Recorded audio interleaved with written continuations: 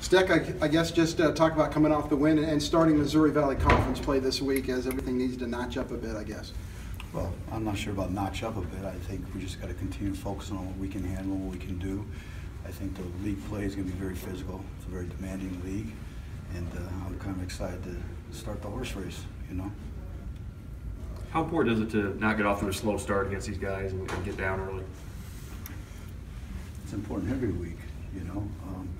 It's important every week. I think last week we showed getting behind, and I think it showed character and resilience of our team coming back. But you play the next play, and park whatever's happening and get on to the next play.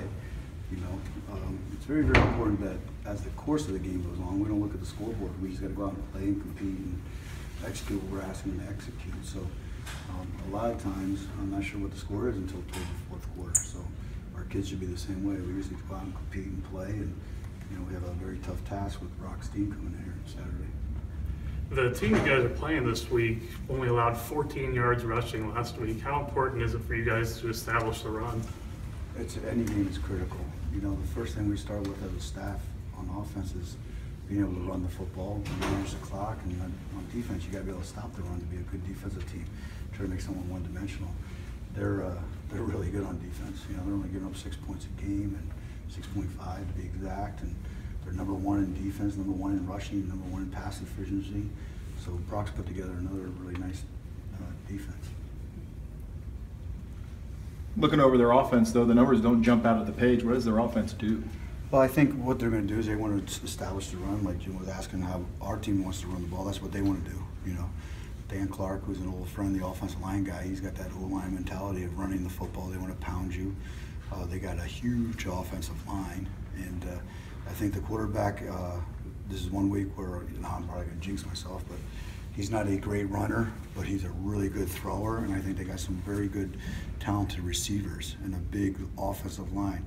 The offensive line's young, but like I said, Dan does a really good job with them, and they're very powerful people, so they just want to pound you and then play action you.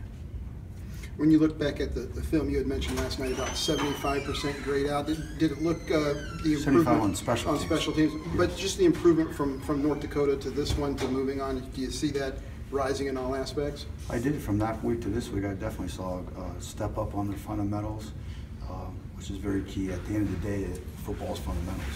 So they did a really good job with their fundamentals. And I think their effort was a lot better, quite honestly, than the last week. And that's my responsibility is effort. So now what we have to do is stop listening to other people, outside sources about how we played a game and won. And 24 hours later, we got to be on the next one, and we have to continue to improve with our fundamentals. And when you have a young team, I think the improvement will really be there. To that play, the rest of the game, how impressed were you by the way, leading the team in tackles, making some other big plays? He's doing a really good job, and the thing that's the beauty about it, being the coach that I am, is he could have made so many more tackles. It's only his second year playing, so he's learning through the system as he goes also, and he's really a very intelligent person. He's correcting his mistakes each week, but the thing that gives him an advantage over a lot of players is his instincts are very good. He has natural instincts. And now as he disciplines his eyes and disciplines fundamentals, nothing else about everything, all his statistics, all his production is going to increase. What did you notice about McNeese when you were recruiting him? A long guy with instincts. I think he sped up the tape because I thought he was faster than he is, and you could tell him I said that. But I saw really good instincts. I saw a passion for the game. And then when you met him, I saw this calm confidence about him that I really liked. You've talked a lot about Peyton's ability to be resilient and read the game. I have? Smart. Yeah, early on. So what do you see on a game-to-game basis where it's, he might throw an interception, or on Saturday you mentioned he went one way but he should have ran next, and then goes on, throw a couple touchdowns and get that running score? That shows you football IQ. Everybody makes mistakes in the game, and the thing that's very valuable is it's one thing to be able to go into a meeting room and say, oh, okay, I understand what you're saying, Coach. But it's another thing to have a great football IQ that you can have those corrections made on the sidelines and then be able to go and adjust from it. Do you think with all all your players who have so much playing experience in the Valley that they understand the step up that's coming this Saturday, or do they not?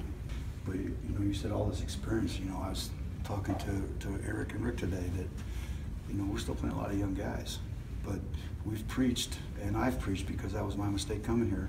We're going to win with offensive and defensive linemen and the physicality of this league. So we've been preaching since January. Pretty vocal